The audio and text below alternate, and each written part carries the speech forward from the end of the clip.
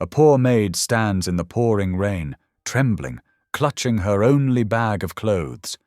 She knocks on the billionaire's penthouse door and whispers through tears, "Please, just one night.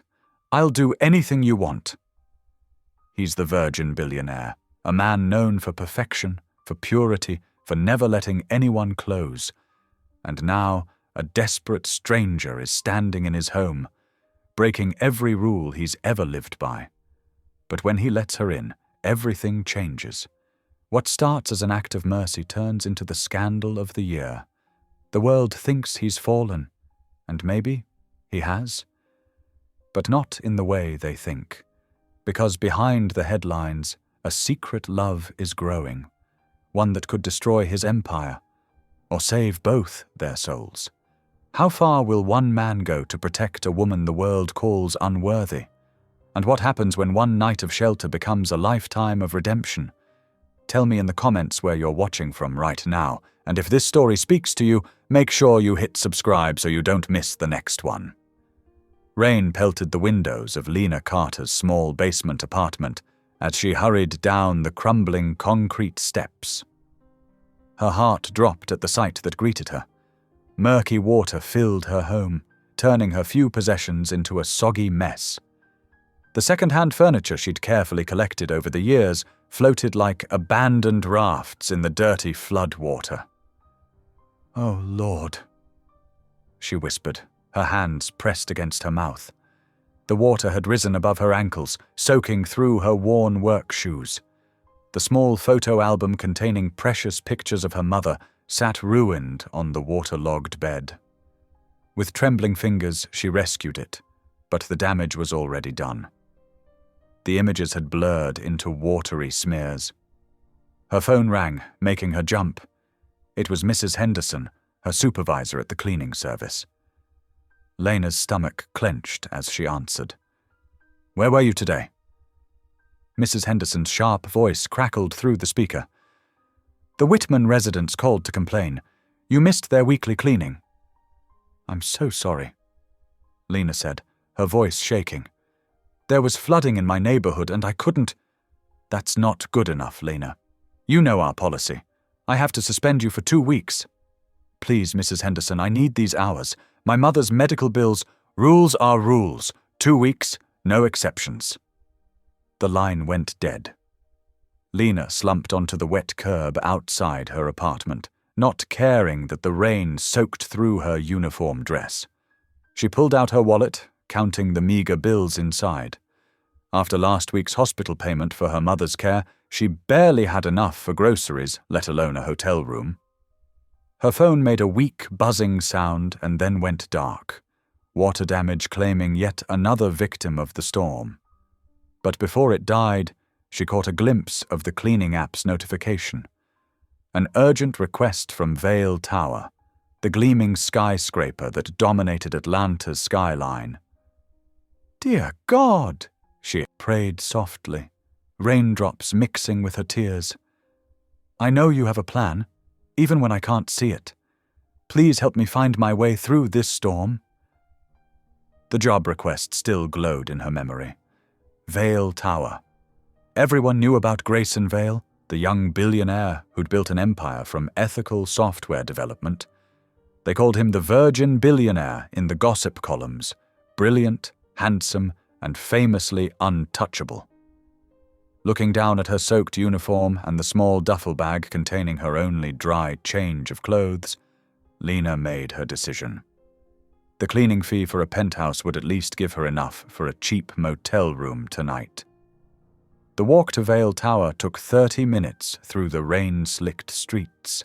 Each step squished water from her waterlogged shoes, but Lena kept moving, holding her head high despite her bedraggled appearance.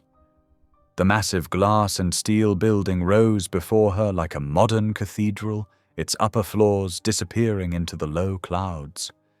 The security guard at the front desk gave her a long, suspicious look as she approached, water dripping from her clothes onto the polished marble floor. His name tag read, "Officer Martinez." "Can I help you?" he asked, his tone making it clear that he doubted she belonged there. Yes, sir, Lena said politely, forcing a smile despite her chattering teeth. I'm here from Atlanta Premium Cleaning Services. There was a request for the penthouse? Officer Martinez checked his computer, frowning. ID and work credentials. Lena fumbled in her wet bag, producing her work badge. Thank goodness it was still legible. The guard examined it carefully, then made a call on his desk phone, speaking too quietly for her to hear. After what felt like an eternity, he nodded. Elevator's over there, penthouse level. Someone will meet you upstairs. Thank you, sir, Lena said, clutching her cleaning bag closer. She could feel his eyes on her back as she walked to the elevator, leaving small puddles in her wake. She stepped into the gleaming elevator, her reflection in the mirrored walls showing just how out of place she looked. Her dark curls were plastered to her face, her uniform was practically transparent from the rain, and exhaustion lined her usually bright eyes.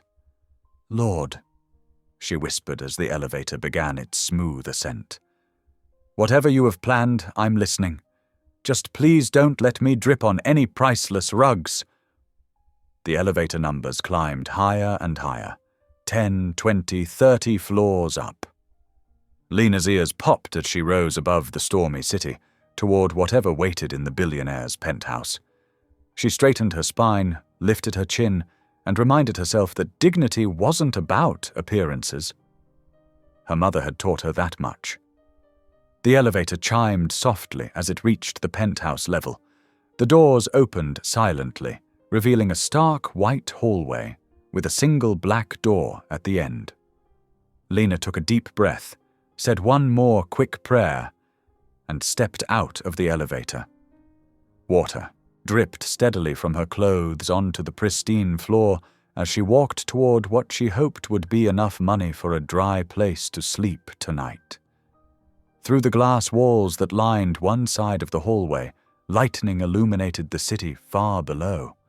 Up here, above the clouds, the storm seemed almost beautiful rather than destructive. Lena reached the black door and raised her hand to knock, acutely aware of every drop of water falling from her sleeve.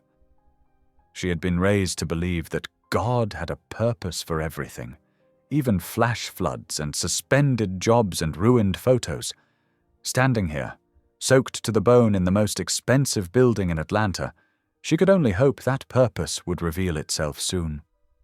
The marble floor beneath her feet was probably worth more than she made in a year, and her wet shoes were leaving marks that she would need to clean up. But she was here, she was standing, and she was ready to work. Whatever waited on the other side of that door, she would face it with grace and gratitude. After all, she thought as she knocked on the door, things couldn't get much worse than they already were. The sound echoed in the empty hallway as she waited, dripping, for someone to answer. The penthouse suite of Vale Tower offered an unparalleled view of Atlanta's skyline, though tonight the vista was obscured by sheets of relentless rain. Grayson Vale stood at the floor-to-ceiling windows, his tall frame reflected in the glass as lightning illuminated the stormy sky. His expertly tailored charcoal suit and precisely trimmed dark hair spoke of a man who valued control and precision above all else. Mr. Vale. Sarah, his assistant, gathered her things from her desk in the corner. Remember the Morgan merger meeting tomorrow at 9 o'clock in the morning. The press will be watching closely. Grayson didn't turn from the window. They always are. Yes, well. Sarah hesitated. It's especially important now. The board is nervous about any potential distractions. He knew what she meant. The business magazines had taken to calling him the Virgin Billionaire, a nickname that amused some and concerned others. At 35 years old, his dedication to ethical technology and charitable causes had made him both admired and suspicious in the eyes of the corporate world. I assure you, Sarah, my personal life, or lack thereof, won't affect the merger. Sarah sighed, pulling on her rain jacket. I've arranged for the cleaning service to come up. They're running late due to the storm, but they should be here soon. Please try to get some rest, sir." The elevator doors closed behind her, leaving Grayson alone in the vast penthouse. Thunder rolled across the sky, and he checked his watch. 11:30 at night. The cleaning service was very late indeed. A soft knock at the main door drew his attention. Moving silently across the polished floors, he approached the security monitor. The camera showed a young woman, completely drenched, standing in his hallway. She wasn't wearing a proper uniform, and her appearance set off immediate alarm bells in his security-conscious mind. Grayson pressed the intercom button. "This is private property. Identify yourself." "I'm Lena Carter, sir, from Atlanta Premium Cleaning Services." Her voice trembled slightly. Whether from cold or fear, he couldn't tell. "I'm so sorry I'm late. The storm—" He opened the door cautiously, his imposing frame filling the doorway. The woman before him looked more like a drowned cat than a professional cleaner. Water dripped steadily from her clothes onto his imported marble floor. "Your credentials?" he demanded. With shaking hands, she produced a waterlogged ID badge. It matched the company his assistant used, but something seemed off about the situation. "Why are you so late? Where's your uniform?" Lena's brown eyes met his, and for a moment, Grayson saw something that made him uncomfortable.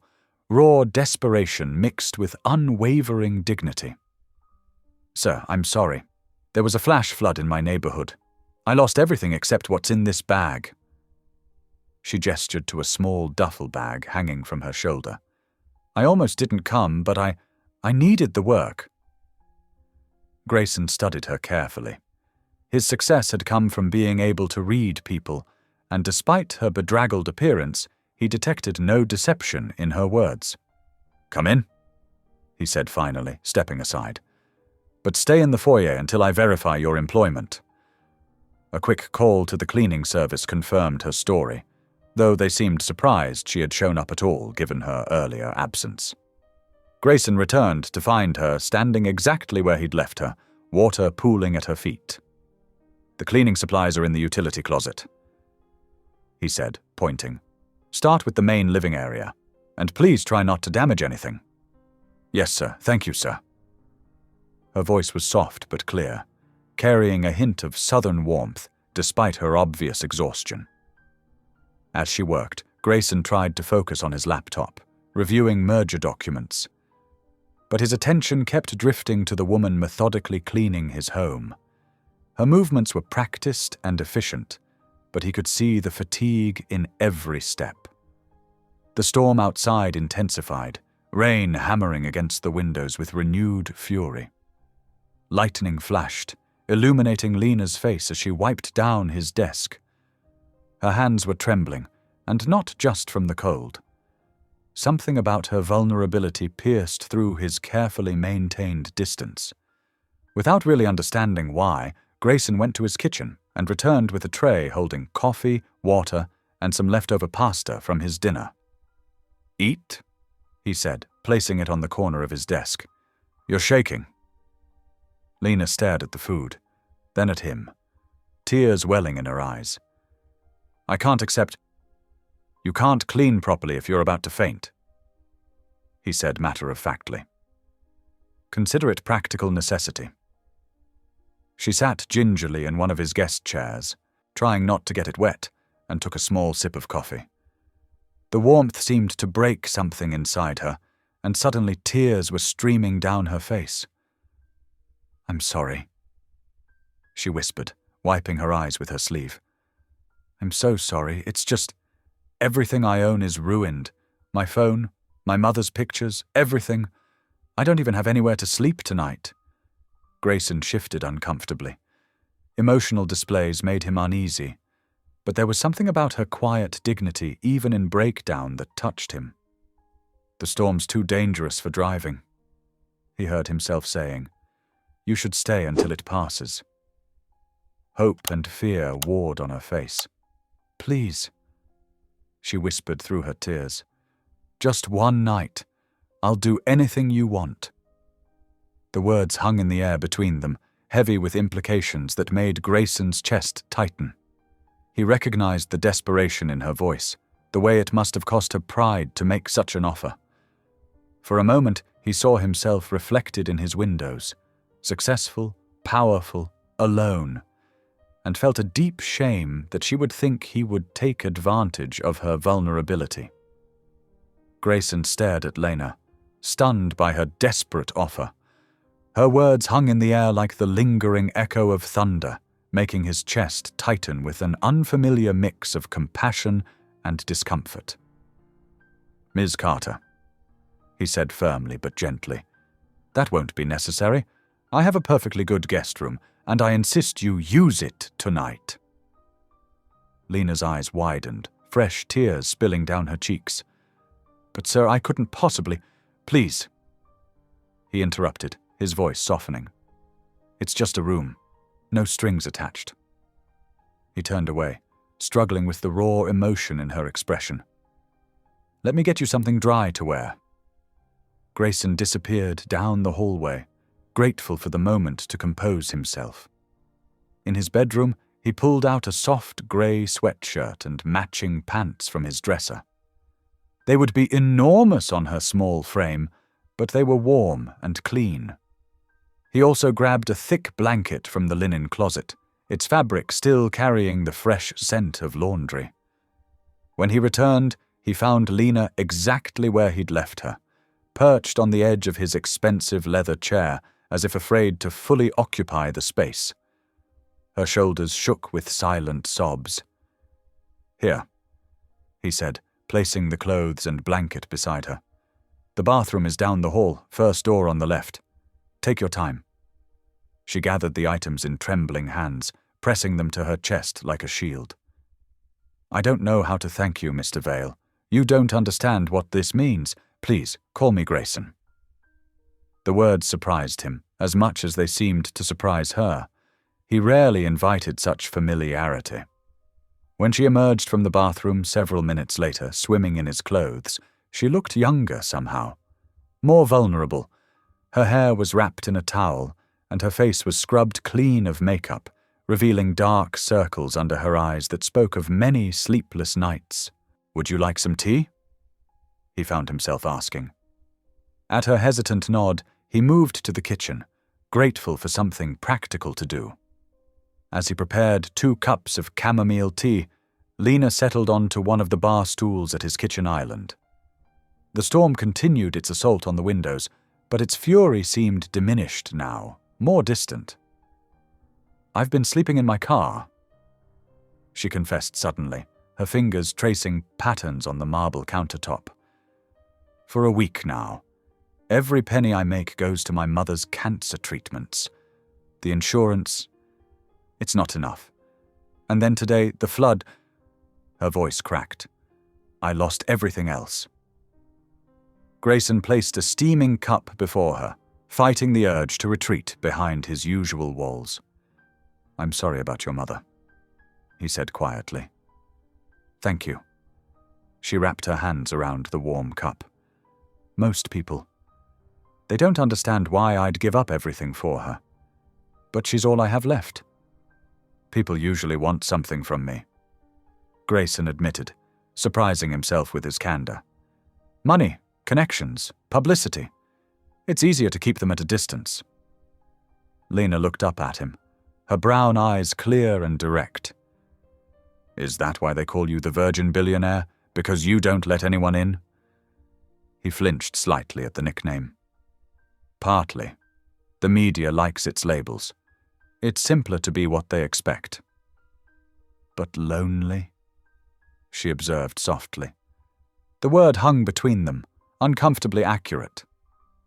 Grayson moved to the window, watching the rain trace patterns on the glass.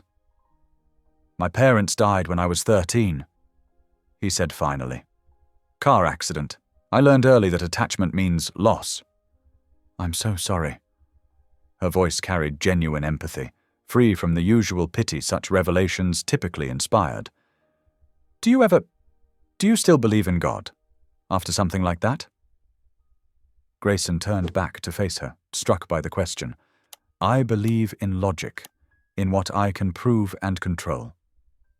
Lena nodded thoughtfully.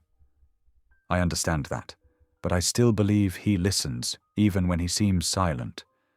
Sometimes faith is all we have left. The simple sincerity in her words touched something deep inside him, something he'd buried long ago beneath layers of logic and control. As the night wore on, the storm gradually softened to a gentle rain.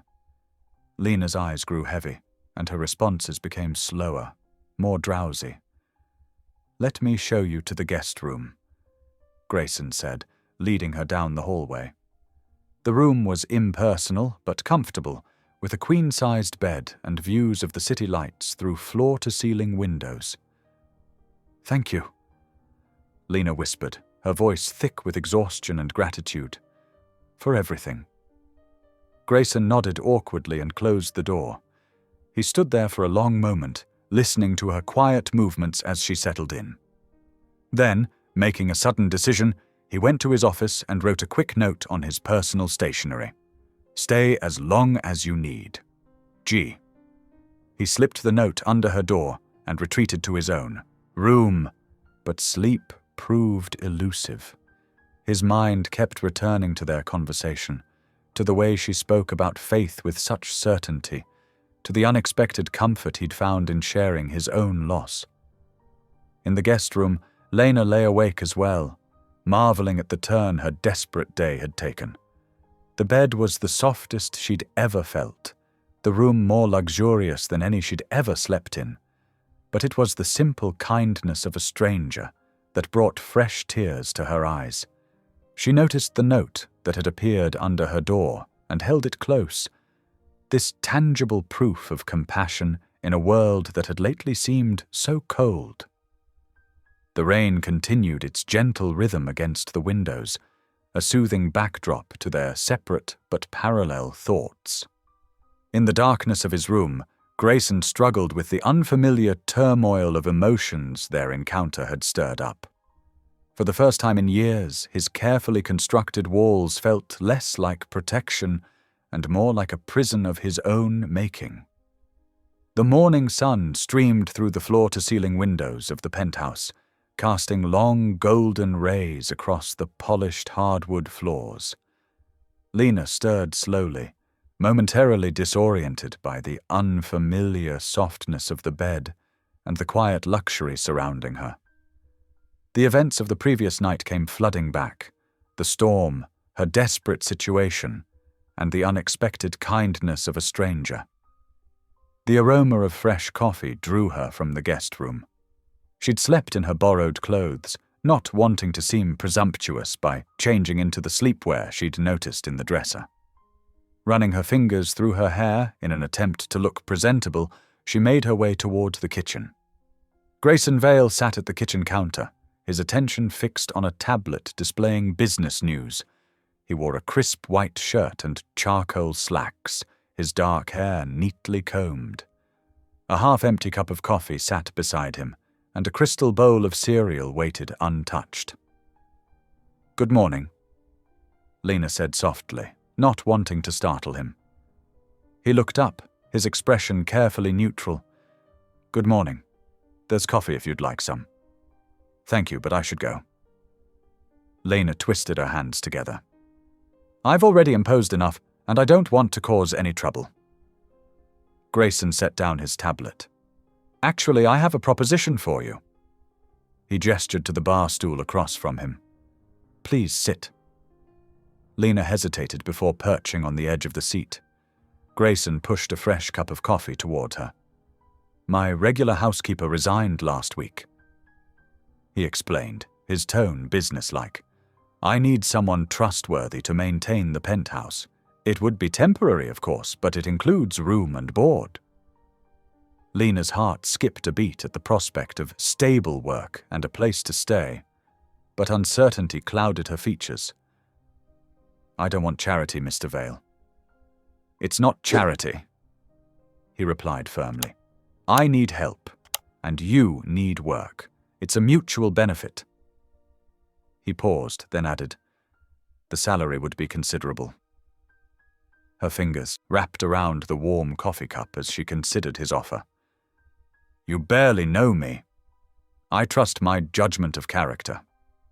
He stood and walked to his office, returning with a laptop. "I'll draw up a contract now. Everything will be strictly professional." As he typed, Lena noticed the untouched cereal.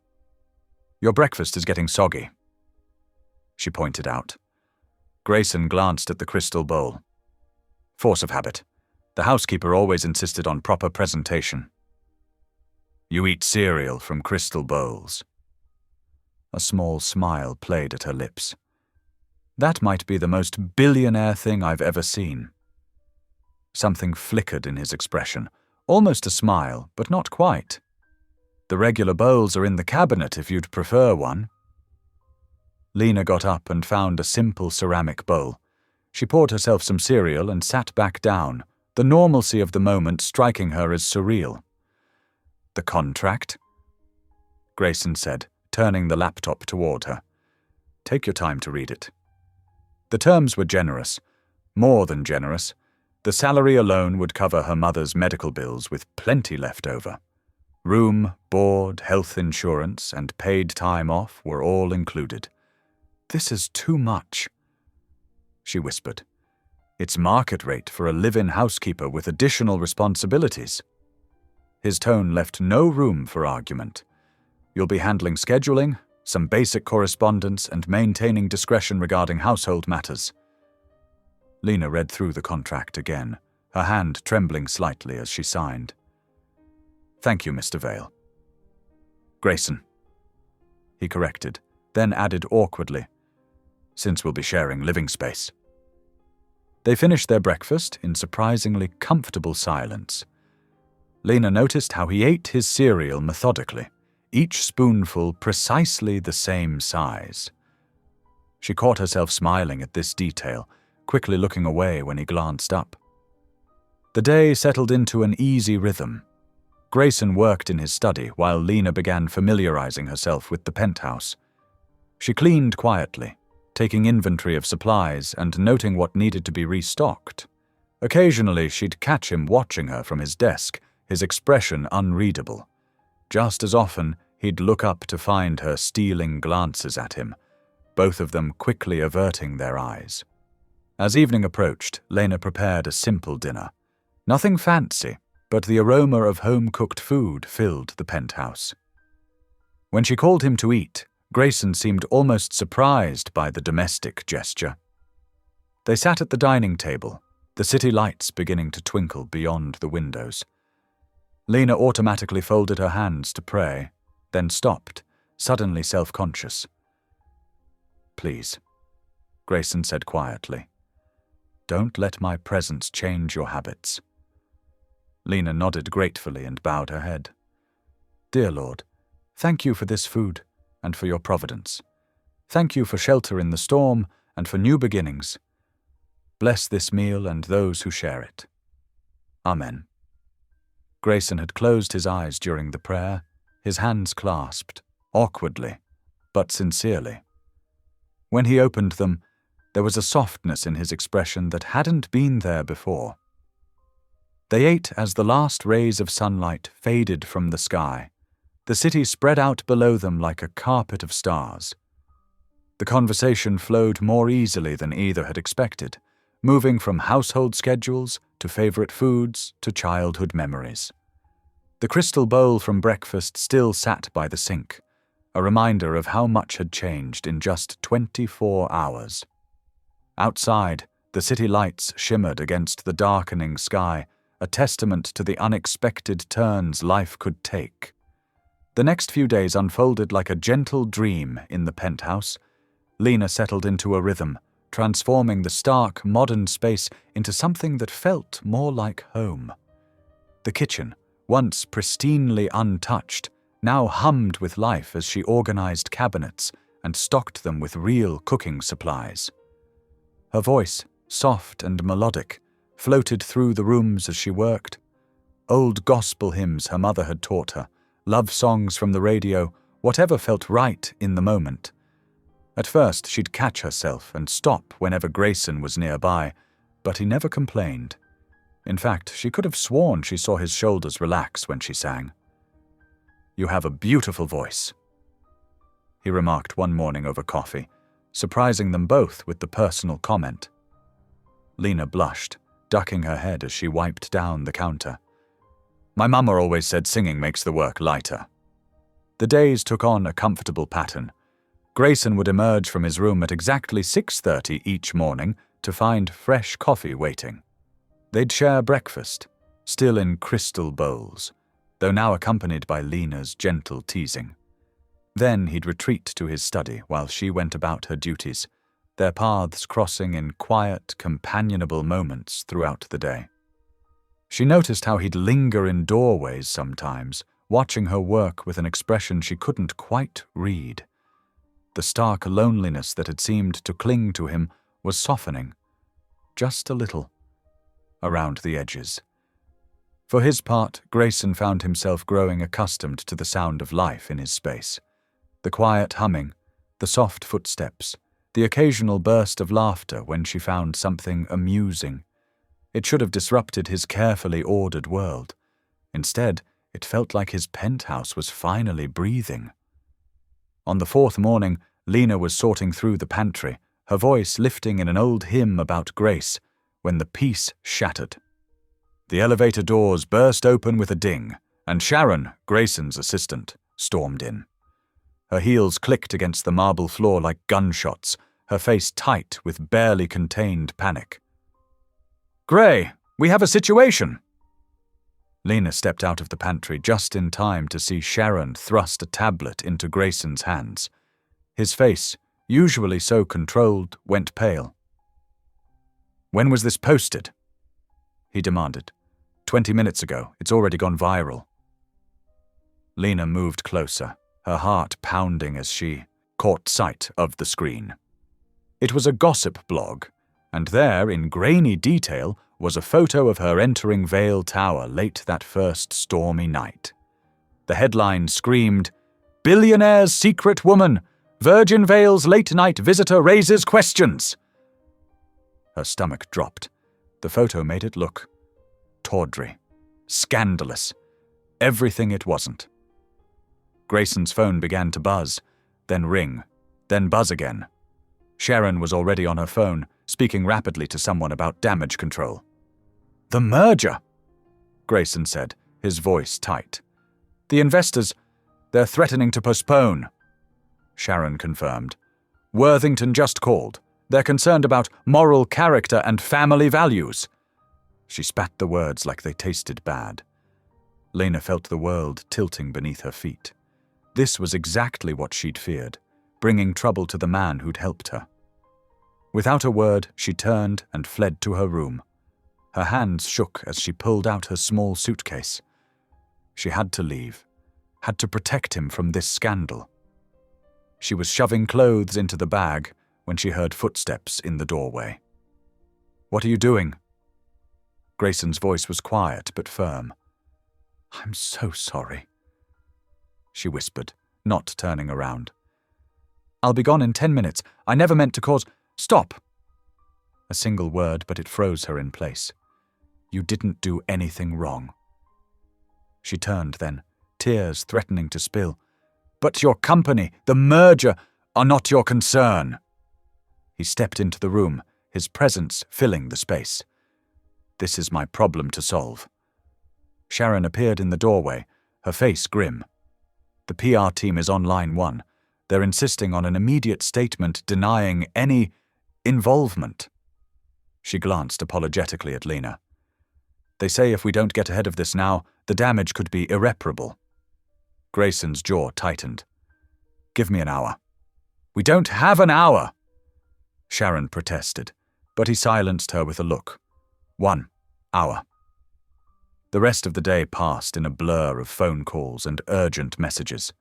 Lena tried to make herself useful, to stick to her routine, but everything felt wrong. The songs died in her throat. Even the sunshine seemed dimmer. As night fell, she sat on her bed, staring out at the city lights. She'd unpacked her suitcase at Grayson's insistence, but the guilt still ate at her. She should never have accepted his offer, should have known better than to think she could fit into his world. A soft knock at her door pulled her from her thoughts.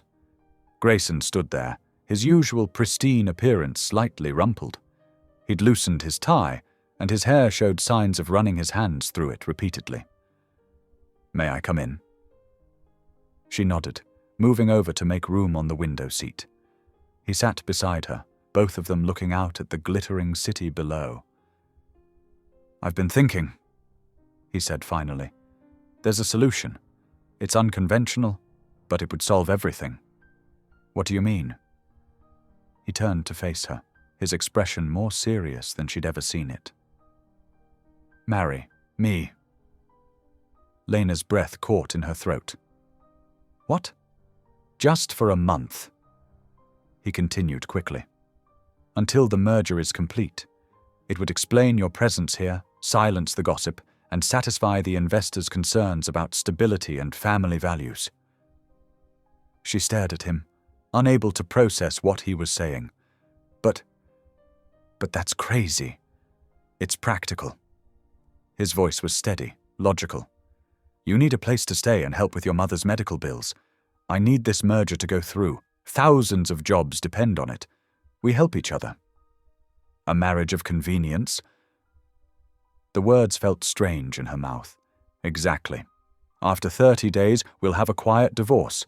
You'll be well compensated, enough to take care of your mother and start fresh anywhere you want." Lena stood, her mind whirling. I can't." "Think about it," he said, rising as well. "No pressure, but we'll need to decide by morning. The PR team needs an answer." He moved to the door, then paused. "For what it's worth, I trust you. That's not something I say lightly." Then he was gone, leaving Lena frozen in place, her world tilted on its axis. Outside, the city continued to sparkle, oblivious to the impossible choice being made in the penthouse above. Marry Grayson Vale. The idea was absurd, terrifying, and yet... She sank back onto the window seat, her fingers finding the small cross she always wore around her neck. "Oh, Lord," she whispered. "What am I supposed to do?" The city lights offered no answer, and her heart raced with the knowledge that by morning her life would change forever, one way or another. The courthouse loomed before them, its stone facade stern and imposing in the morning light. Lena Carter, soon to be Lena Vale, clutched her simple white dress, her hands trembling. She'd bought it just hours ago from a 24-hour department store, the only place open so early. "Are you ready?"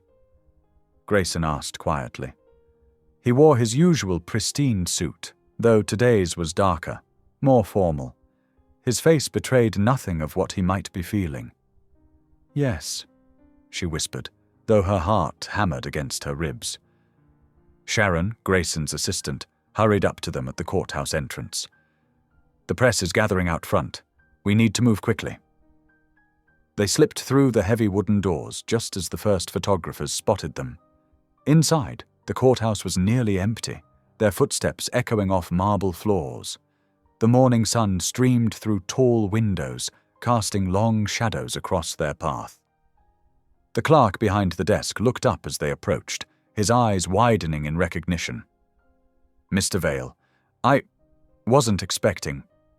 We have an appointment," Grayson said smoothly, sliding the paperwork across the counter. 9 o'clock. The clerk fumbled with the documents, clearly flustered. Of course, if you'll just follow me."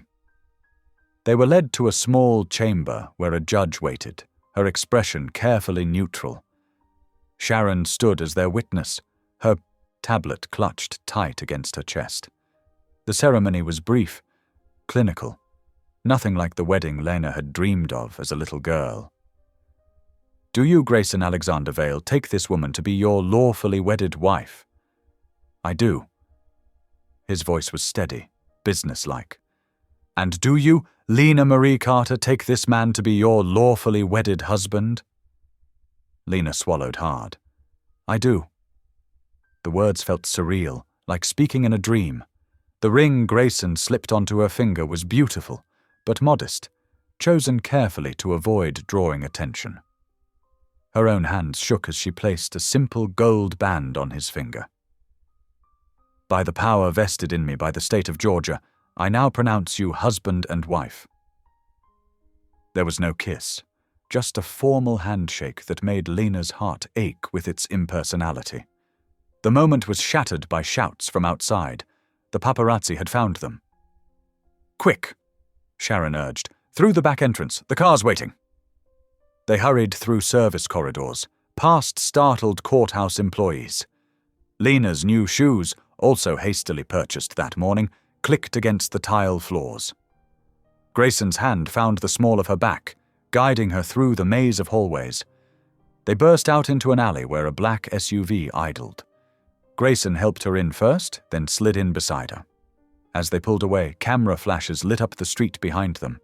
The ride back to Vale Tower was silent. Lena watched the city blur past her window, trying to process how completely her life had changed in less than 24 hours. She was married to a billionaire for 30 days. The penthouse felt different when they returned, more intimate somehow, now that it was officially their shared space. Lena stood awkwardly in the living room, unsure what to do with herself. I've had your things moved to the guest room, Grayson said, loosening his tie. We should establish some ground rules. Lena nodded, grateful for his practical approach. Of course. First, we maintain separate rooms. This arrangement is temporary and professional. He began ticking points off on his fingers. Second, no press statements without clearing them through Sharon first. Third, he hesitated. We should try to keep our routines as normal as possible. Normal, Lena repeated softly, as if anything about this situation was normal. The day passed in a strange haze. Lena tried to clean, but Grayson insisted she stop. She was his wife now, not his housekeeper. Instead, she found herself in the kitchen, seeking comfort in familiar tasks. The smell of baking bread filled the penthouse. Grayson emerged from his office, drawn by the aroma. You don't have to cook, he said, hovering in the doorway. I know. She kneaded the dough with perhaps more force than necessary. I need to do something with my hands, to feel useful. He watched her work for a moment. I'm sorry about all this. Don't be. She managed a small smile. I agreed to it. And your reputation? My reputation will recover. His voice was firm. This is temporary damage control, nothing more. But as days passed, they fell into unexpected rhythms. Lena discovered Grayson was hopeless in the kitchen, burning even simple toast. She taught him basic cooking skills, laughing at his frustrated attempts to crack eggs one-handed. Prayer time became a shared ritual, though Grayson admitted he hadn't prayed since his parents died. They sat together each evening, Lena's soft voice leading them in grace before meals. Thank you for this food, she would say, and for bringing us together, even in unexpected ways. Grayson never prayed aloud himself, but he always bowed his head respectfully. Their evenings developed a comfortable pattern. After dinner, they would retreat to the living room. Grayson with his business reports, Lena with books borrowed from his extensive library. Sometimes they discussed what they were reading, their conversations growing easier, more natural.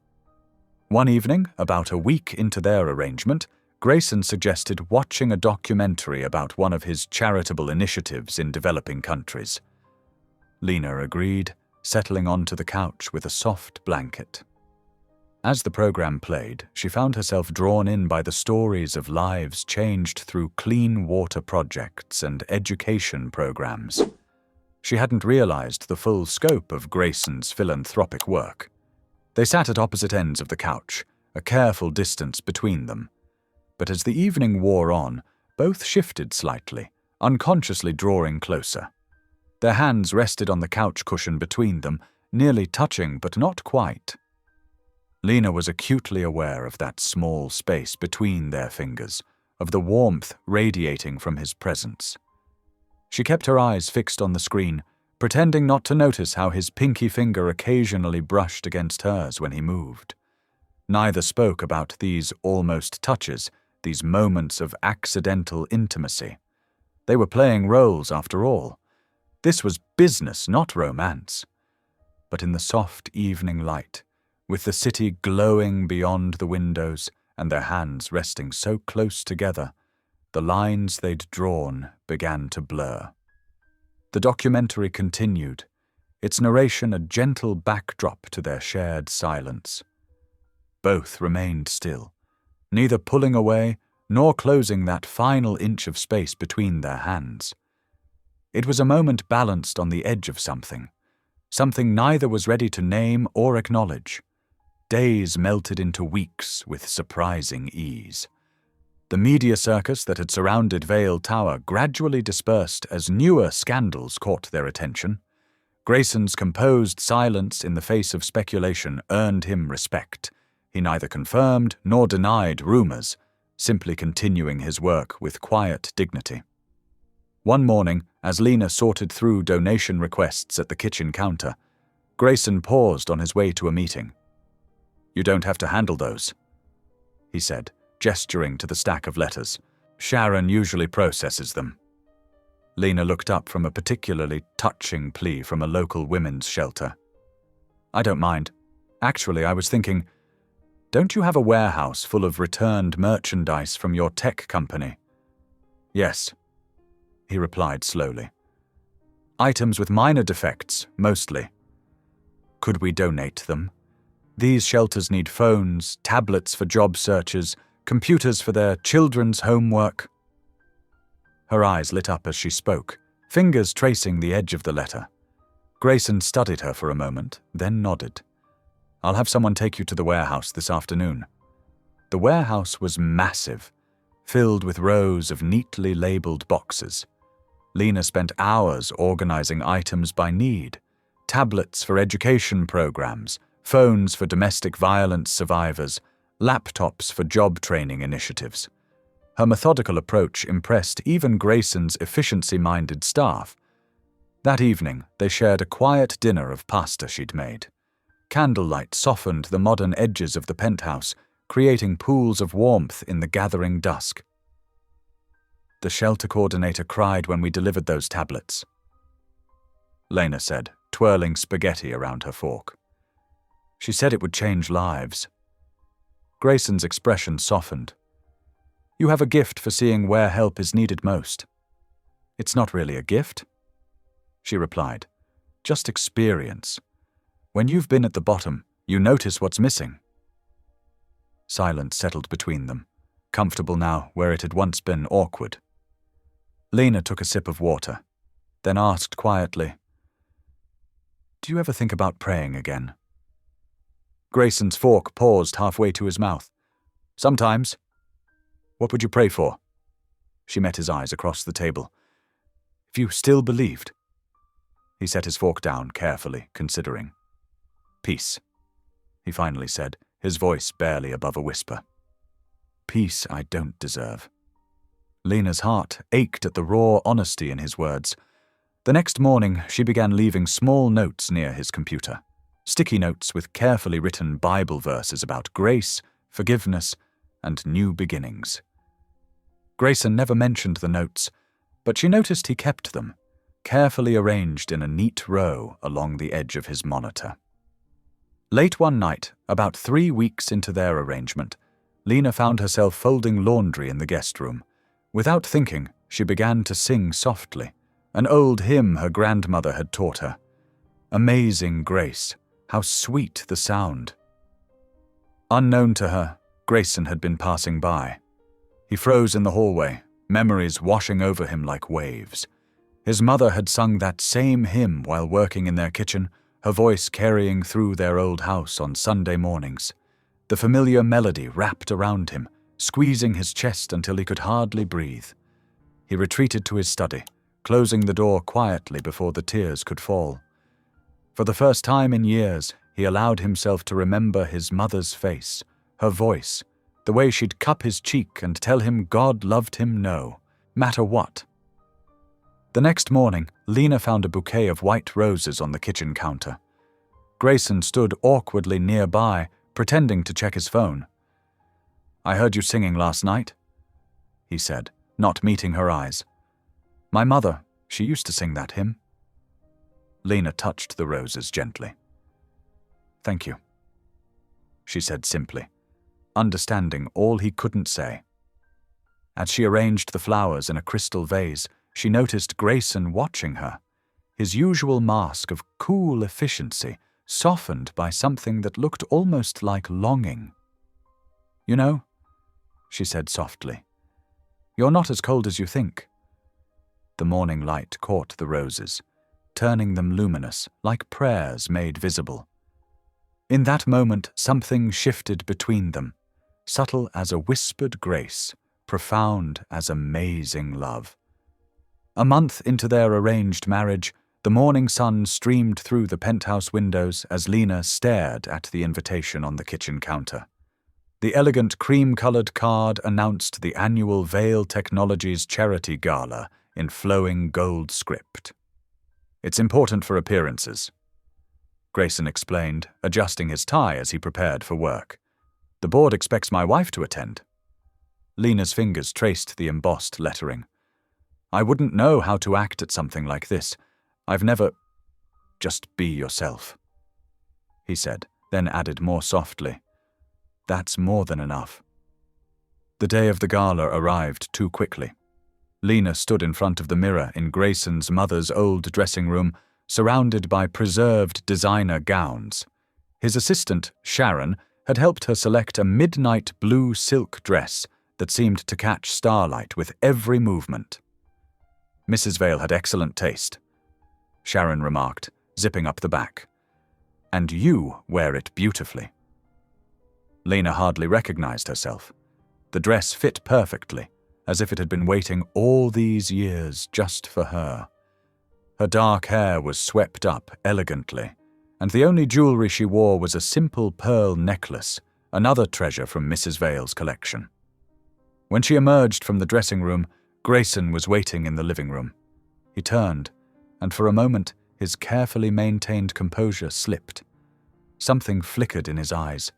Surprise, admiration, and something deeper she couldn't name. "You look," he started, then cleared his throat. "The dress suits you." The drive to the hotel was quiet, filled with nervous energy. Lena's hands kept smoothing the silk of her skirt, while Grayson seemed lost in thought, watching the city lights blur past their limousine windows. "Remember," he said as they pulled up to the venue, "you don't have to say much. Just smile and stay close." The hotel ballroom took Lena's breath away. Crystal chandeliers cast rainbow light across marble floors, and elegant flower arrangements perfumed the air. Hundreds of Atlanta's wealthiest citizens milled about in designer formal wear, their jewelry catching the light like contained stars. Grayson guided her through the crowd with a gentle hand at the small of her back. He introduced her to board members, investors, and charity representatives with practiced ease. Lena noticed how he subtly shifted his body to shield her from the most aggressive photographers. Everything was going smoothly until Bradley Thompson, a reporter from the Atlanta Business Journal, cornered them near the champagne fountain. "Mrs. Vail," he said, his smile sharp as a razor. "How fascinating to meet Grayson's mystery bride. Tell us, what's it like moving from cleaning houses to living in one of Atlanta's most expensive penthouses?" The nearby conversations hushed. Lena felt Grayson tense beside her, but before he could intervene, she found her voice. "Where I come from," she said quietly but clearly. "We measure wealth by kindness, Mr. Thompson. By that standard, I married the richest man in Atlanta." The silence that followed was profound. Then someone started clapping, and others joined in. The reporter's smirk faded as he backed away, and Lena felt Grayson's hand squeeze hers gently. Later in the evening, the gala chairman asked Grayson to say a few words about the charity initiatives. To everyone's surprise, Grayson invited Lena to join him at the podium. "My wife has been instrumental in reorganizing our donation programs," he announced, his voice carrying across the hushed ballroom. Lena hadn't prepared anything, but as she looked out at the sea of expectant faces, she thought of all the people she'd met at the shelters and food banks over the past month. "Second chances," she began, her voice soft but steady, "are sacred gifts. I've seen how a single act of kindness can change a life. A tablet for a child's education, a phone for a mother starting over, a computer for someone searching for work. These aren't just donations. They're bridges to better futures." She glanced at Grayson before continuing. "Sometimes the greatest act of charity is simply believing in someone when the world has turned its back. That's what Veil Technologies stands for under my husband's leadership. Not just innovation, but compassion in action." The applause was thunderous. Grayson's board members nodded approvingly, and several major donors immediately pledged additional support. But Lena barely noticed. She was too aware of how Grayson was looking at her, as if seeing her for the first time. As the evening wound down, Grayson led her away from the crowd to the rooftop terrace. Fairy lights twined around trellises of climbing roses, creating a magical garden in the sky. The Atlanta skyline spread out before them, a tapestry of lights against the velvet night. "You amazed everyone tonight," Grayson said softly, "including me." Lena turned to face him, her heart beating faster. "I just spoke the truth. That's what makes you different," he replied, stepping closer. "You see the truth in people, even in me, when we can't see it ourselves." His hand came up to cup her cheek, so gentle it brought tears to her eyes. "I've never met anyone like you, Lena," he whispered. "Never met anyone who could make me believe in grace again." The space between them disappeared slowly, like a morning mist lifting. When their lips met, it was soft as a prayer. Lena felt the kiss in every part of her being, tender, uncertain, yet somehow more real than anything she'd ever known. When they finally parted, the city lights seemed to glow brighter, as if reflecting the warmth blooming in their hearts. They stood there on the terrace, hands entwined, while below them Atlanta sparkled like a field of earthbound stars. The morning after the gala, sunlight streamed through the penthouse windows, painting everything in golden hues. Lena stood at the kitchen counter, humming as she mixed pancake batter. The sound of Grayson's footsteps made her smile even before he appeared. "Something smells wonderful," he said, coming to stand beside her. His tie was slightly crooked, a rare imperfection that made her heart flutter. "Blueberry pancakes," she replied. "My mama's recipe." Without thinking, she reached up and straightened his tie. The simple gesture felt natural now, intimate in a way that made them both pause. Instead of stepping back as he once would have, Grayson covered her hand with his own. Their days took on a new rhythm. Breakfast together became a ritual, filled with quiet conversations and shared smiles. Grayson started working from home more often, his laptop open at the dining table, while Lena organized his charitable initiatives from the sofa. Sometimes their eyes would meet across the room, and the air would grow warm with unspoken feelings. One sunny afternoon, they walked through Piedmont Park, their shoulders brushing. Children played nearby, their laughter carrying on the breeze. An elderly couple smiled at them as they passed. "I used to come here alone," Grayson admitted, watching a family feed ducks by the lake. "I'd see others together and wonder what I was missing." Lena squeezed his hand. "And now? Now I understand," he said softly. Their first visit to Lena's mother in the hospital changed everything. Mrs. Carter was sitting up in bed, looking stronger than she had in months. Her face lit up when she saw them both. "My prayers are answered," she said, reaching for their hands. "The Lord works in mysterious ways."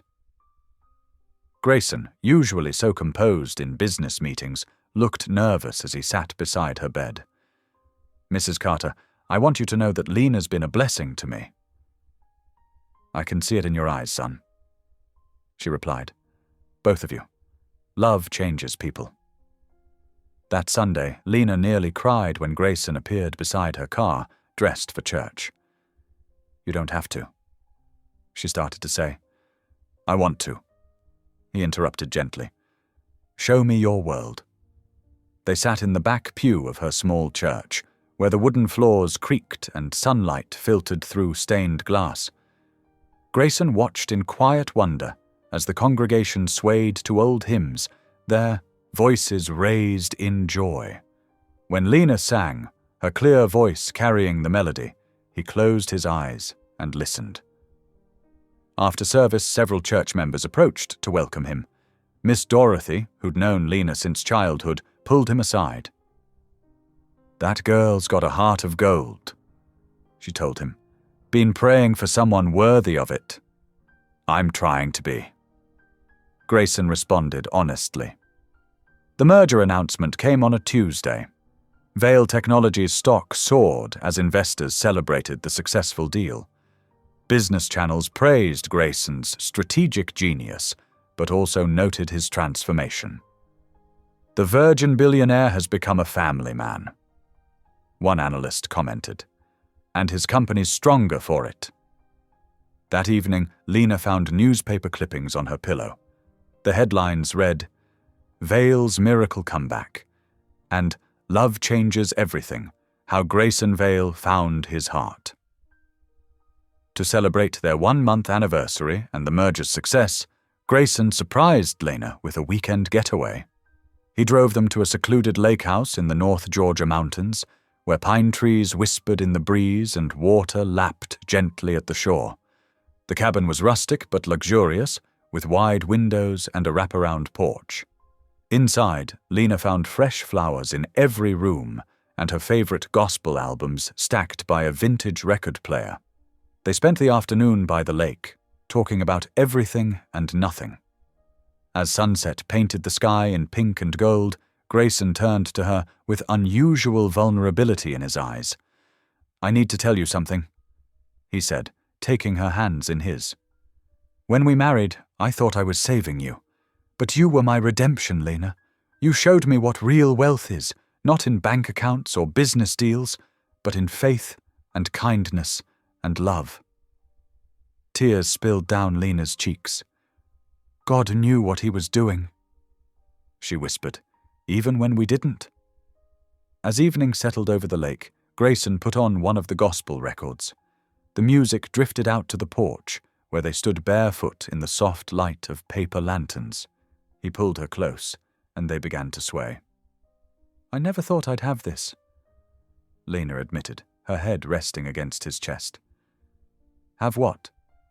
"A place where I feel completely safe, completely loved, completely seen." Grayson's arms tightened around her. "You'll always have this," he promised. "You'll always have me." They danced slowly as the stars emerged above the lake, their bare feet moving in perfect rhythm on the wooden boards. The old gospel song spoke of amazing grace, of being lost and then found. As the music played, they held each other close, two souls who had found their way home through an unexpected path. The moon rose over the water, casting silver light across their intertwined figures. In that moment, everything felt perfect. The gentle breeze, the music, the warmth of their embrace. They were so caught up in each other that they didn't notice the blinking light of a camera in the distance, hidden among the trees. The song ended, but they kept dancing, moving to the rhythm of their shared heartbeats. All around them, the night was alive with cricket song and the whisper of wind through pine needles. For now, their world was complete. Just the two of them, barefoot on a porch under the stars, blessed by amazing grace. The morning sun crept through the lakehouse windows, painting golden patterns across rumpled bedsheets. Lena hummed softly as she made coffee, still floating in the happiness of the previous evening. She didn't notice Grayson's sharp intake of breath when he checked his phone. "Lena." His voice was strained. "We need to go back to Atlanta. Now." The drive home was tense, with Grayson's knuckles white on the steering wheel. His phone kept buzzing, but he wouldn't tell her why.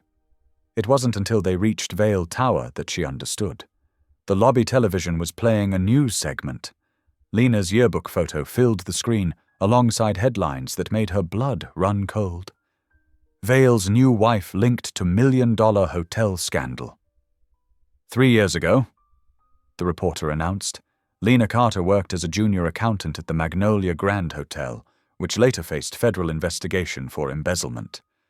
While she was never charged, sources suggest, "That's not true," Lena whispered, her voice breaking. "I was just a maid there. I cleaned rooms. I never—" Grayson's assistant rushed toward them, tablet in hand. "Sir, the board is demanding an emergency meeting. Marcus Sterling is waiting in your office." Marcus Sterling, Grayson's longtime mentor and the CEO of a rival tech company. As they stepped into the elevator, Lena's legs felt weak. She remembered Sterling's cold smile at the charity gala, how his eyes had followed her all evening. The penthouse office was filled with morning light, but Sterling's presence made it feel dark. He stood by the window, impeccably dressed, holding a thick folder. "Grayson," he said smoothly, "I tried to warn you.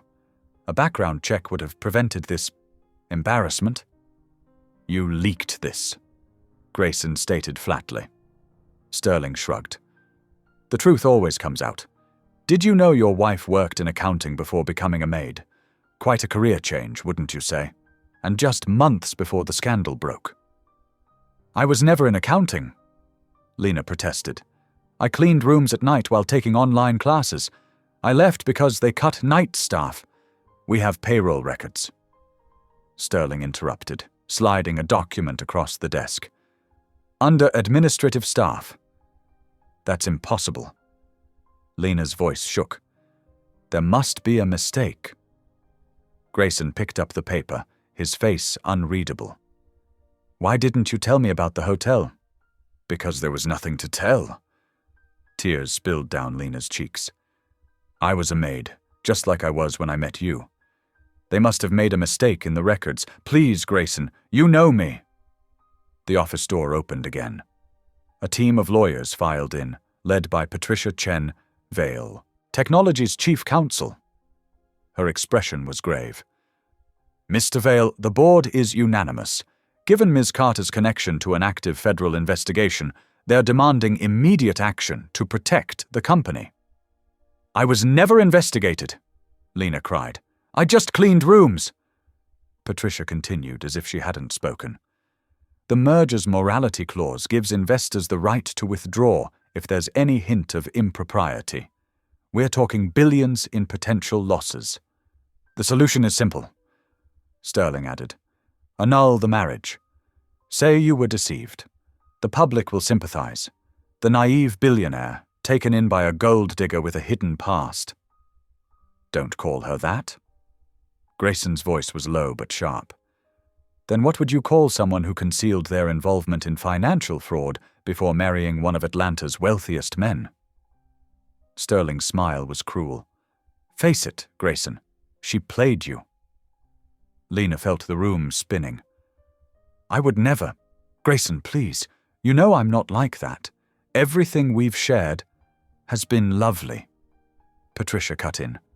"But Mr. Vale has responsibilities beyond his personal feelings. Thousands of jobs are at stake. Your presence threatens everything he's built." Grayson stood silently by the window, his back to the room. Lena could see his reflection in the glass. The tension in his jaw, the conflict in his eyes. "I believe you. he said finally, turning to face her. But that "but" hung in the air like a death sentence. The board needs an answer by morning, Patricia stated. I'll have the annulment papers drawn up. The lawyers filed out, leaving Sterling for last. At the door he paused. I taught you once, Grayson. Love is a luxury men like us can't afford. Better to learn that now than later. When the door clicked shut, the silence was deafening. Lena stood trembling, her arms wrapped around herself. What do you want me to do? Grayson asked quietly. Believe me, she whispered. That's all, just believe me.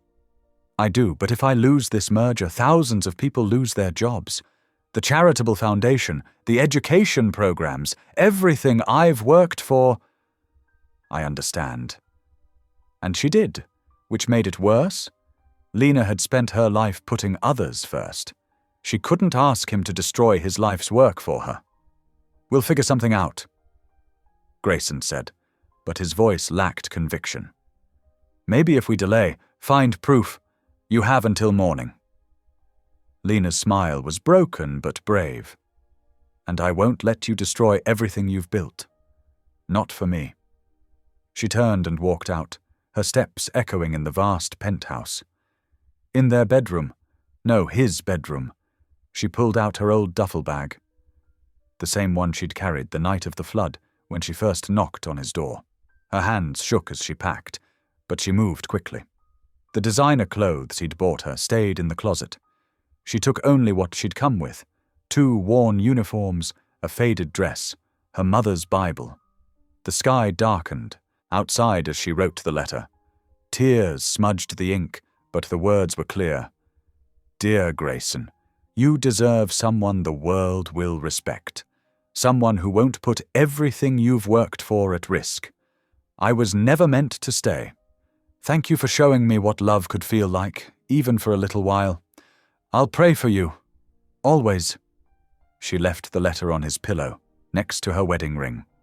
The simple band caught the last light of sunset, gleaming like a broken promise. The penthouse was silent as she slipped out. In the elevator, she pressed her hand to her heart, trying to hold together the pieces that were shattering inside her chest. The security guard, the same one who'd looked at her suspiciously that first rainy night, nodded goodbye without recognizing the significance. Outside, Atlanta's streets were growing dark. Lena walked away from Vale Tower, her old duffel bag heavy on her shoulder. She didn't look back. She couldn't. Dawn broke over the city, painting the skyscrapers in soft pink light. Grayson stood in his empty bedroom, the letter crumpled in his fist, her ring cold in his palm. The silence pressed in around him, heavier than ever before. The penthouse felt vast and hollow, like his heart. Everything was exactly where it should be. Pristine, organized, perfect. Everything except the one thing that had made it feel like home. The morning after Lena left, Grayson sat motionless at his desk, staring at her ring. His phone buzzed incessantly. Board members, reporters, his assistant Patricia. He ignored them all. The penthouse felt wrong. Too quiet. Too empty. Even the morning sunlight seemed harsh and unwelcoming without Lena's gentle presence. Her absence was everywhere. In the silent kitchen where they'd shared breakfast, in the empty guest room where she'd first stayed, in the living room where they'd prayed together. His laptop chimed with another urgent email. The merger was falling apart. 3 major investors had already withdrawn, citing concerns about leadership stability. The stock was dropping. His empire, built over 15 years of relentless work, was crumbling. He should care.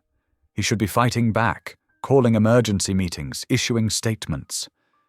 Instead, he sat there, holding her ring, remembering how she'd looked at the charity gala, radiant in his mother's dress, speaking from her heart about second chances. Patricia burst in without knocking. Grayson, you've missed 2 board meetings. The press is camping outside. We need damage control now. Leave me alone. You're acting like a lovesick teenager. This isn't you. Patricia's voice softened. I know you cared for her, but… Care for her, he corrected sharply. Present tense. Fine. But while you're sitting here pining, everything you've built is falling apart. The education initiative, the tech academy for underprivileged kids, all of it depends on investor confidence.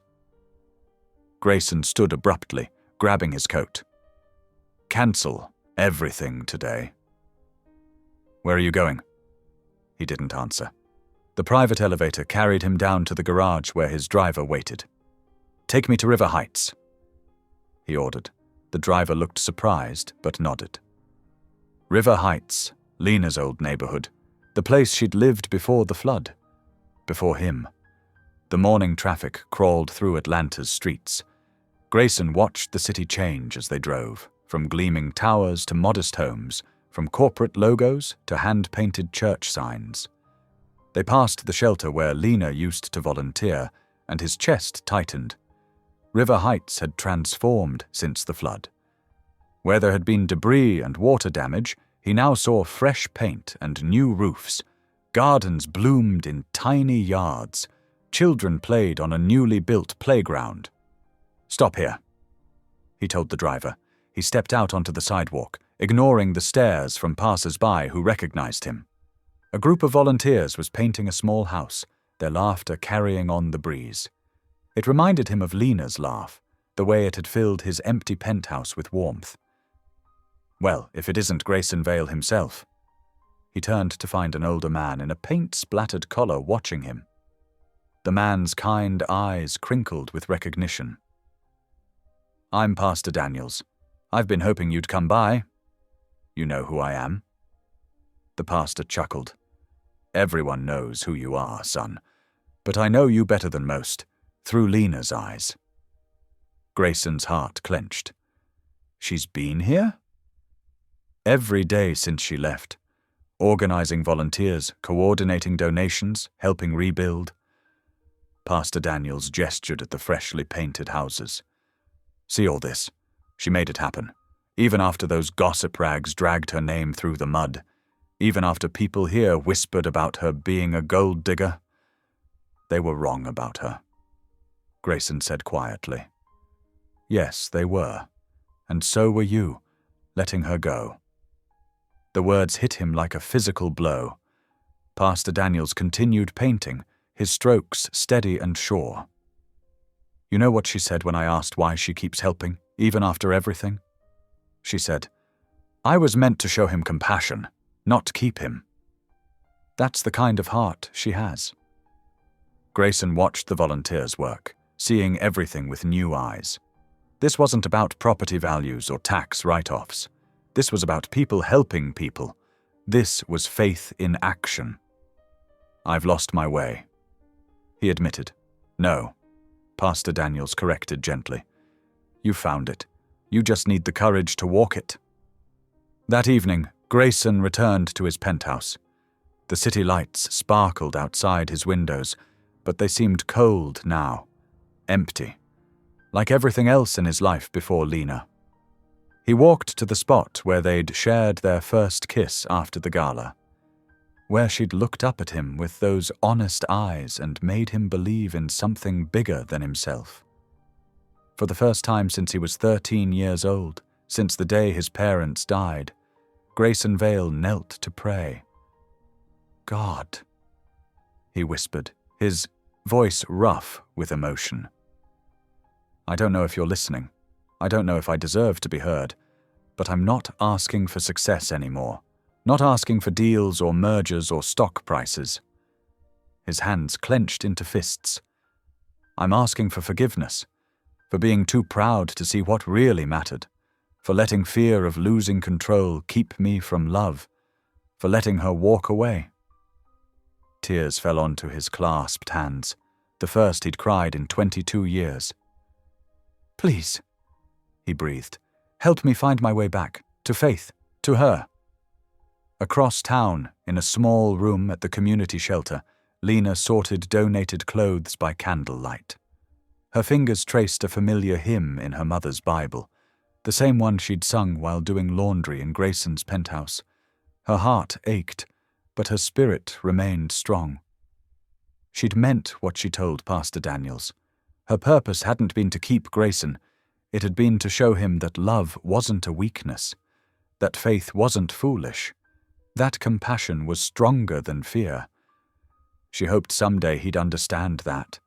Until then, she would keep serving, keep helping, keep believing. Not because it would bring him back, but because it was who she was. The candle flickered, casting shadows on the shelter walls. Outside, Atlanta's night sky stretched vast and star-filled above them both. The billionaire in his penthouse, finally learning to pray, and the woman who'd taught him how, working by candlelight to help others find their way home. The morning sun glinted off Vale Tower's glass facade as reporters gathered in the lobby. Camera crews jostled for position, microphones pointed towards the empty podium like accusing fingers. The air hummed with speculation and whispered theories.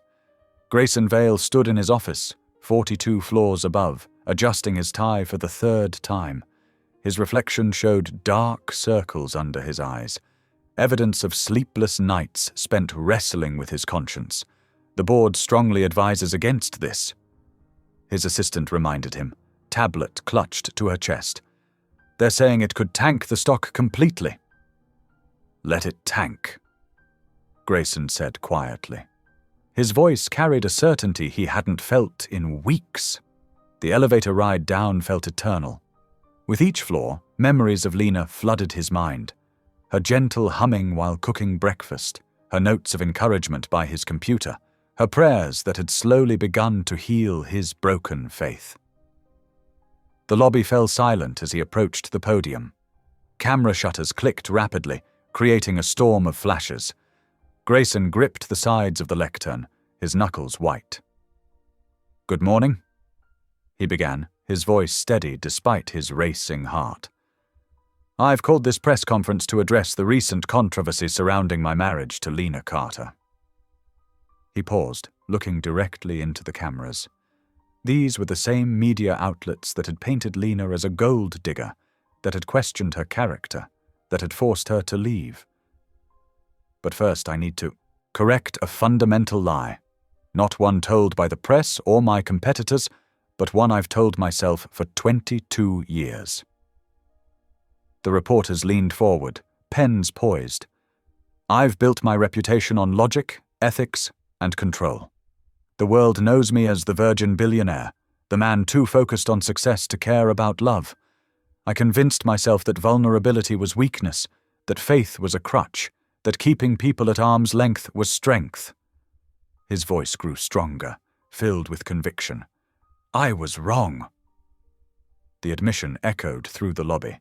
Several reporters gasped quietly. 3 months ago, during the flood that devastated parts of our city, a woman came to my door. She wasn't looking for a story or a scandal. She wasn't seeking wealth or status. She asked for one night of shelter from the storm. Grayson's hands relaxed their grip on the podium. What I didn't realize then was that I'm the one who was saved that night. In the community shelter across town, volunteers gathered around the old television set. Lena stood among them, frozen, as Grayson's face filled the screen. Lena Carter showed me what real strength looks like. He continued. It looks like helping others when you have nothing yourself. Like maintaining faith when the world has given you every reason to doubt. Like offering forgiveness to those who don't deserve it. Tears began streaming down Lena's cheeks. Her co-workers squeezed her shoulders in support. The recent allegations about her past employment are true. She did work at that hotel. As a cleaning staff member who reported the financial irregularities to authorities, her testimony helped bring down a corruption ring, but that truth didn't fit the narrative people wanted to believe. The reporters scrambled to update their notes. Camera flashes intensified. I let fear dictate my choices, Grayson admitted, his voice thick with emotion. Fear of losing control. Fear of being vulnerable.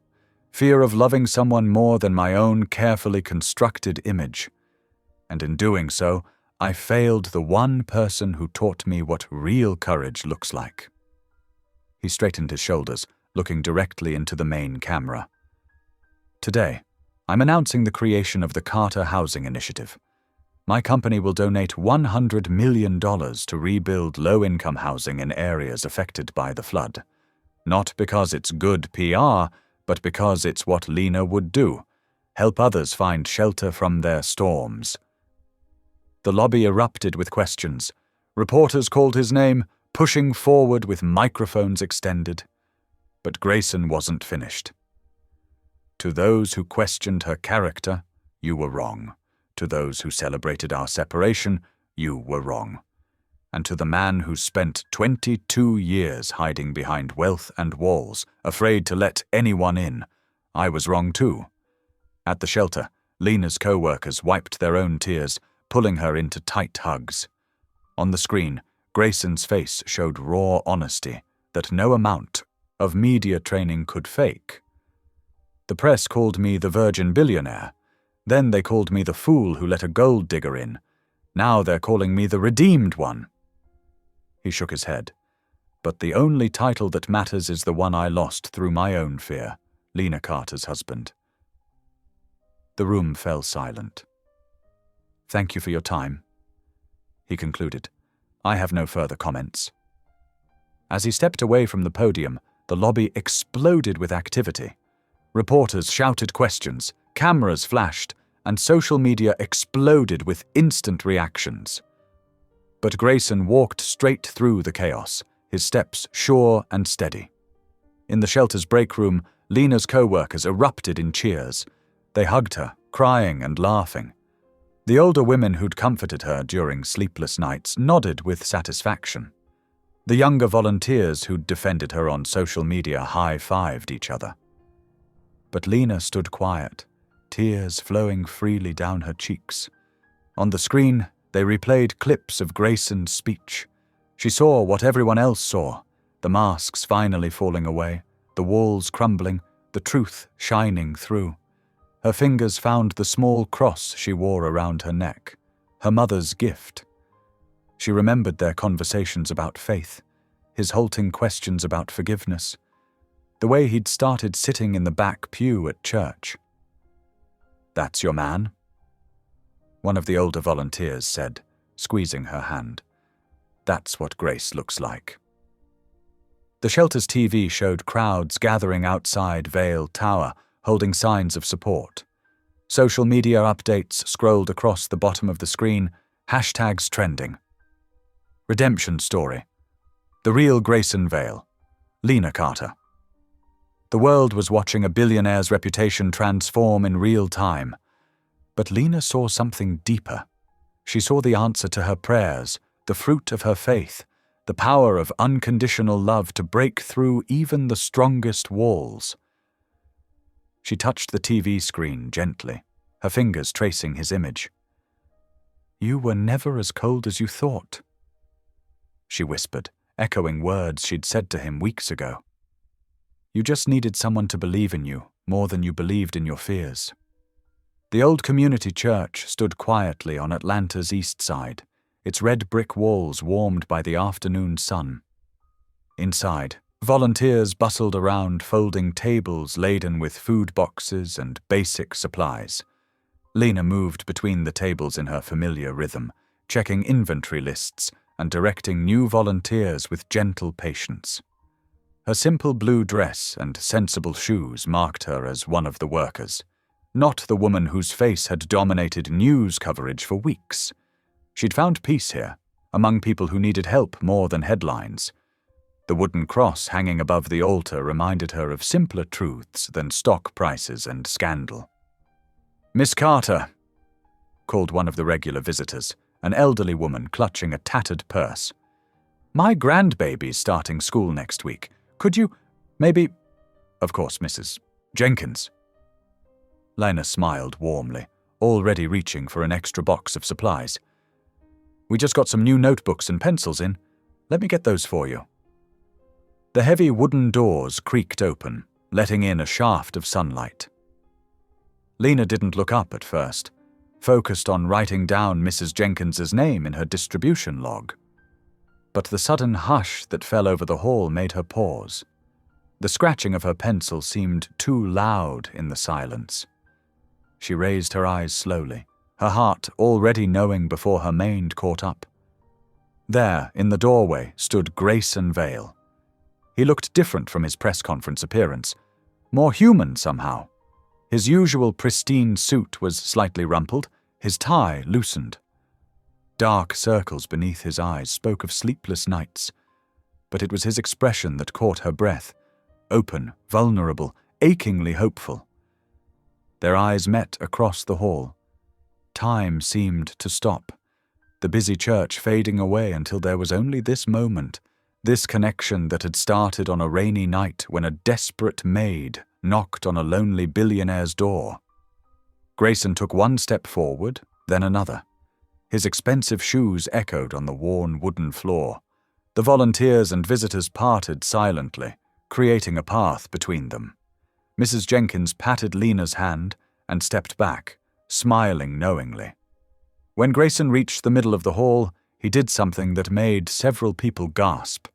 He knelt, right there on the scratched floor, in his $1,000 suit, in front of everyone. "Lena," he said softly, his voice carrying in the hushed space. "Please, just one lifetime. I'll do anything you want."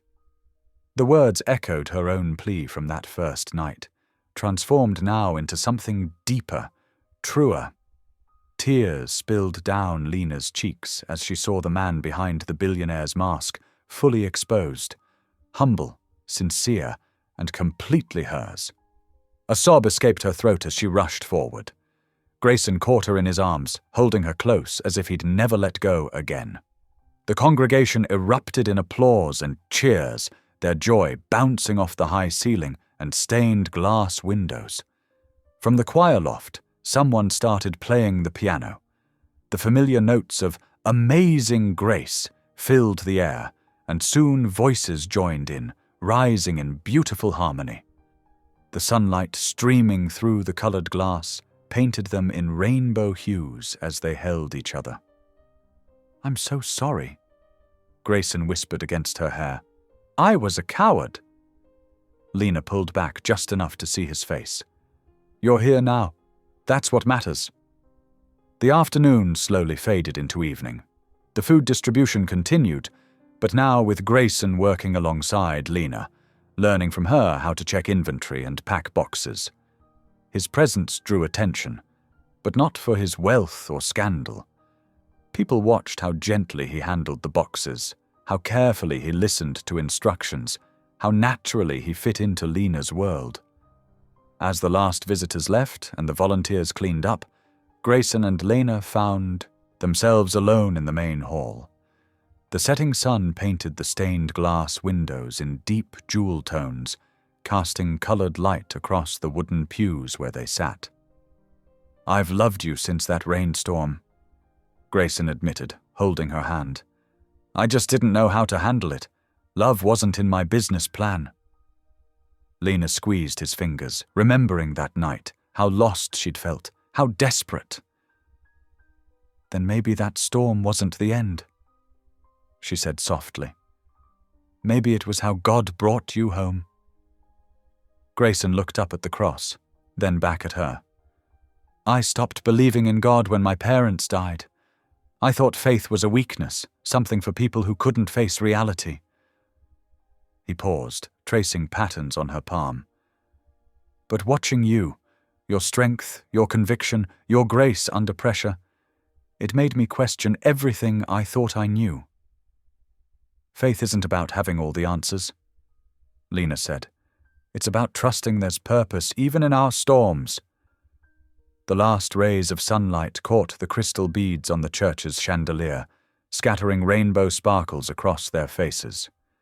The old piano's keys gleamed softly in the dying light, still carrying echoes of "Amazing Grace."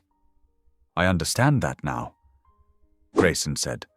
"When I lost you, I realized all my careful plans and protective walls had cost me the only thing that mattered. I found myself praying again, not for success or security, but for a chance to make things right. Lena touched his cheek, feeling the slight tremor in his jaw. God always hears us, even when we think he's silent. You taught me that, he whispered. You taught me everything important, about faith, about love, about what real strength looks like. They sat together in the growing dusk, letting the peace of the sacred space wash over them. The colored light from the windows painted them in gentle blues and golds, a visible reminder of grace made manifest. What happens now?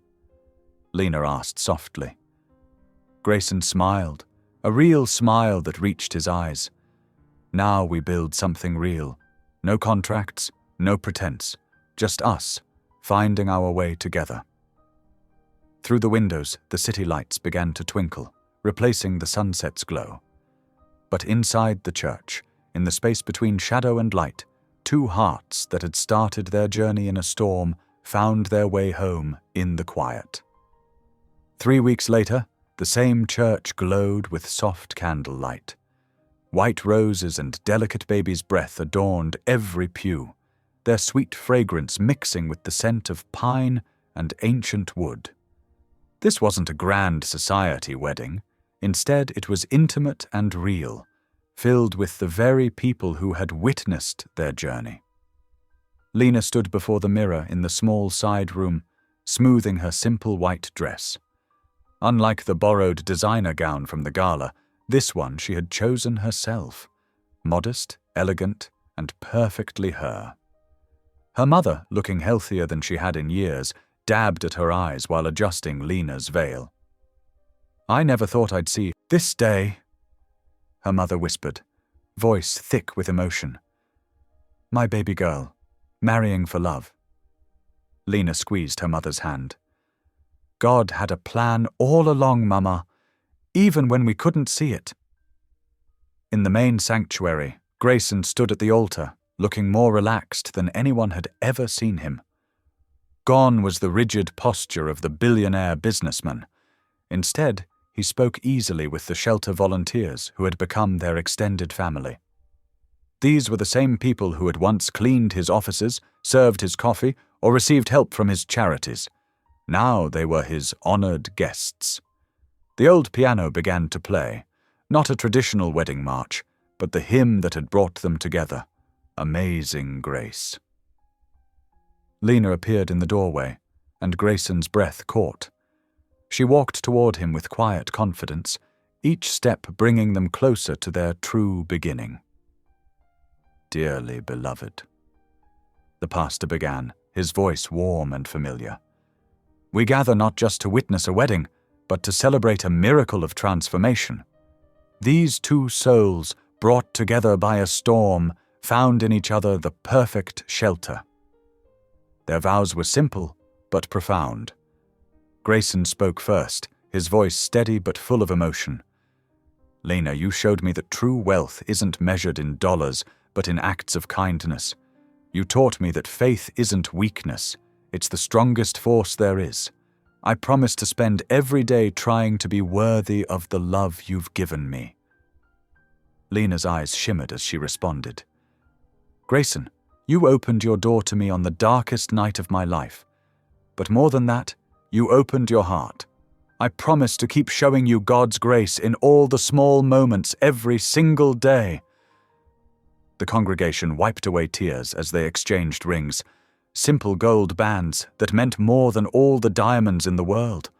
When the pastor pronounced them husband and wife, their kiss was sweet and pure, sealed with the approval of gentle applause and quiet amens from those gathered. The reception was held in the church fellowship hall, transformed by twinkling lights and tables laden with home-cooked dishes brought by the congregation. Instead of champagne and caviar, they shared fried chicken and sweet tea. Children ran between the tables, while elders told stories of how they'd known Lena back when. During the celebration, Grayson stood and called for everyone's attention. He took Lena's hand and addressed the gathering, Today isn't just about our marriage. It's about building something bigger than ourselves." He turned to Lena's mother, who sat at the head table. "Mrs. Carter, we have a gift for you." He handed her an envelope. Inside was a deed to a beautiful house in a safe neighborhood, close to both the church and the best medical facilities. Her hands trembled as she read the document. "You've sacrificed so much for your daughter," Grayson said softly. "Let us take care of you now." But that wasn't all. Grayson and Lena unveiled their plans for the Knight Foundation, named after that first night that changed everything. The organization would provide emergency shelter and comprehensive job training for women facing hardship. "We want to turn our story into hope for others," Lena explained, her face glowing. "Everyone deserves a chance to rebuild their lives with dignity." The foundation's first center would be built right there in their community. Lena had already begun designing it, incorporating everything she wished she'd had during her own struggles: private rooms, childcare facilities, career counseling offices, and a computer lab for job searches and training. "And I'll handle the boring part, funding and partnerships," Grayson added with a smile, making everyone laugh. In the weeks that followed, they settled into their new life together. Instead of moving into a larger mansion, they chose to stay in Grayson's penthouse, though Lena had transformed it from a sterile showplace into a warm home. They began their weekly tradition of visiting shelters across the city, sharing their story with women who needed hope. The media, always hungry for updates about the famous couple, were surprised to find them so accessible yet modest. During one particularly pointed interview, a reporter asked Grayson if he regretted his former title as the Virgin Billionaire. Grayson's face softened as he looked at Lena, who sat beside him holding his hand. "I kept my heart pure until God sent me the one who could hold it," he answered simply. The reporter pressed further. "But you've changed so much. The business world whispers that you've gone soft." "Soft?" Grayson chuckled. "I've never been stronger. True strength isn't about building walls, it's about having the courage to let them fall." Together, they watched the Knight Foundation grow from a dream into reality. The first center opened its doors 6 months after their wedding, a beautiful building filled with light and hope. Lena's design included a chapel, where she often sat with residents, sharing her own journey from desperation to destiny. Grayson, once known for his rigid business meetings, now spent hours mentoring women starting their own small businesses. He brought in experts to teach financial literacy, helped write resumes, and sometimes just listened to stories that needed to be heard. Their love story became a testament to something greater than romance. It was proof that faith, compassion, and second chances could transform not just 2 lives, but an entire community. The media might have called it a modern fairy tale, but those who knew them best saw it differently. As one shelter resident put it, "They show us that sometimes the biggest storms bring the greatest blessings. You just have to be brave enough to open the door." Each evening, they would end their day as they had begun their journey, with quiet prayers of gratitude. Whether sitting in their penthouse or working late at the foundation, they never forgot that their love story started with a simple act of kindness on a rainy night, and in their hearts they knew that this was just the beginning of their real purpose, to be living proof that when grace meets faith, miracles aren't just possible, they're inevitable. 1 year had passed since their wedding day, and life had settled into a gentle rhythm for Lena and Grayson Vale. They'd chosen to leave the bustling city behind, moving to a serene lakeside home that offered both peace and privacy. The house wasn't extravagant, a warm 2-story cottage with wide windows that caught the sunrise over the water. It was exactly what they needed. Lena, now 8 months pregnant, spent her afternoons tending to the small garden she'd planted. She'd laugh whenever Grayson tried to help, his expensive shoes getting muddy as he attempted to tell weeds from herbs. For a man who once commanded boardrooms, he showed remarkable patience learning the simple things she loved. Their evenings became sacred time. As autumn turned to winter and spring approached, they developed a cherished routine.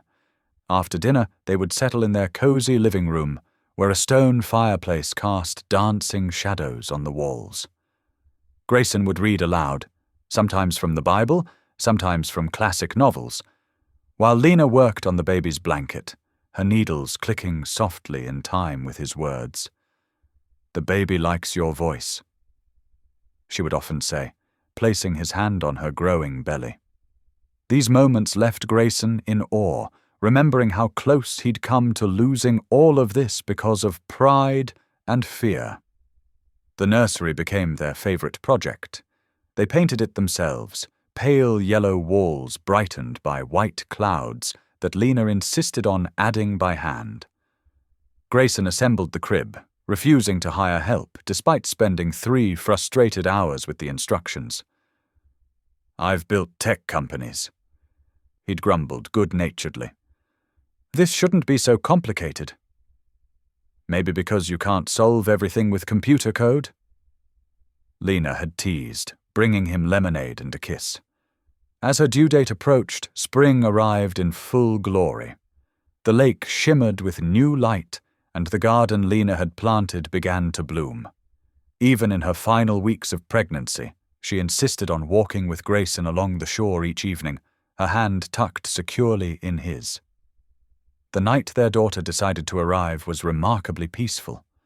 Warm breezes carried the scent of jasmine through open windows, and the lake was mirror-still under a full moon. Lena woke Grayson shortly after midnight, her voice calm but certain. "It's time." Their drive to the hospital was quiet, filled with shared glances and held hands. Grayson, who had built his fortune on careful planning, found himself completely surrendering to the moment. All his wealth and influence meant nothing now. This was purely in God's hands. The labor lasted through the night and into the morning. Lena showed the same quiet strength that had first drawn Grayson to her, breathing through each contraction with prayer on her lips. Grayson never left her side, his usually stoic face soft with concern and love. As dawn painted the sky in gentle pink, their daughter entered the world with a strong cry. The nurses cleaned and wrapped her, placing her in Lena's trembling arms. She was perfect. Tiny fingers, rosebud lips, and a dusting of dark hair that promised to match her father's. Tears slipped down Lena's cheeks as she cradled their miracle. Looking up at Grayson, she whispered the words that summed up their entire journey. "I asked for one night. God gave me forever." Grayson's throat tightened with emotion as he kissed her forehead, overwhelmed by gratitude. This woman had walked into his life seeking simple shelter, and instead had given him everything he never knew he needed: love, faith, family, and purpose. Later that evening, after visitors had gone and the hospital had quieted, they stood together by the window of their private room. Their daughter slept peacefully in Lena's arms, while Grayson held them both, his chin resting gently on his wife's head. Outside, lightning flickered faintly over the distant lake, not in warning as it had been on that first night, but in blessing. The soft rumble of thunder reminded them of how their story began, but now the sound brought comfort instead of fear. They watched as gentle rain began to fall, turning the world silver under the evening light. Each drop seemed to carry a promise that storms don't last forever, that fear can turn to faith, and that sometimes the greatest blessings arrive in unexpected moments of grace. Grayson's hand found Lena's, their fingers intertwining as naturally as prayer. No words were needed as they stood there, their hearts full of gratitude for the journey that had brought them here. That desperate night of seeking shelter had led them to the truest shelter of all, love's eternal embrace. The rain continued its gentle symphony, a lullaby for their new family. Their daughter stirred slightly, then settled back to sleep, secure in the knowledge that she was deeply loved. In that moment, surrounded by the soft sound of rain and the warm glow of hospital lights, they understood that their story was more than just a romance. It was a testament to the power of faith, the beauty of second chances, and the infinite ways that God answers prayer. Thanks for spending a moment here with me. If this story touched you, let's keep this connection going. Hit subscribe, and I'll see you in the next one.